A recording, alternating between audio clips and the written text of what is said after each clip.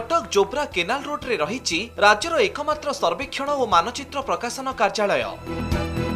स्वतंत्र प्रदेश भाव ओडिशा गठन होगा पूर्व नक्शा मुद्रण पर बिहार पटना जावाक पड़ुला। 1936 रे ओडिशा को आसिला सर्वेक्षण और मानचित्र प्रकाशन कार्यालय। सेबेठारु आउ राज्य बाहर को जावाक पड़ुनी, किंतु विडंबनार विषय एबे यह दुर्नीतिर गंताघर पालटिछि।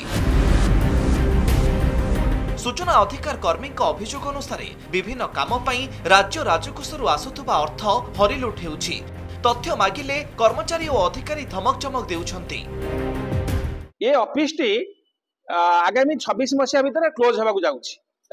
वर्तमान आपणकर मानव संबल अभाव, वर्तमान 51 जन मानव संबल अच्छी ऑफिस एटी एते गुडी नक्शा गच्छित अछि, किंतु आहार सुरक्षा एवं डेवलपमेंट आहार पुनरुद्धार निहाती राज्य सरकार करबा दरकार एवं ए राज्यवासी उपकार पई निहाती आवश्यकता अछि।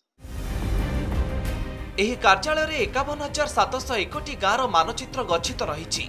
जमीबाड़ी नक्शा पाई प्रतिदिन शह शह लोक आसी थांती, किंतु एठारे थिबा अनभिज्ञ कर्मचारी और ऑफिसर को लाभखोर मनोभाव जोगु लोकंकु अधिक खर्चांत हेबाकु पड़ुछि।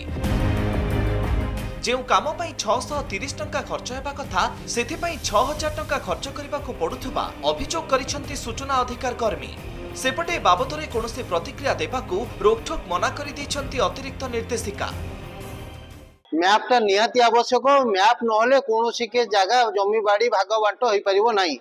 ए मैप पब्लिकेशन ऑफिस जो अच्छी, जो सरंजाम अच्छी, जो मेसीन अच्छी, ए मेसीन किना एवं जो मेंटेनेंस रक्षणाबेक्षण बाबद कोटी कोटी टंका खर्च होइछि। जो सूचना अधिकार आईन तथ्य मागिले तथ्य मिलूना कि रक्षणाबेक्षण सठिक होना। तेणुक यही जिनस बर्तमान सरकार अनुध्यान करतु ए संस्था केमिति बंचिकी रहिबो। अव्यवस्था घेर सर्वेक्षण और मानचित्र प्रकाशन कार्यालय बाबदरे जदि सरकार नजर न दियंती तेबे आगामी दिन में कार्यालय रे ताला झुलिबा आशंका को एड़ाई दिया जाई न पारे।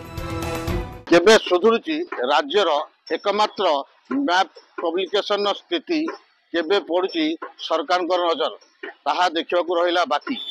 कटकरू राजकिशोर पंडा, कनक न्यूज।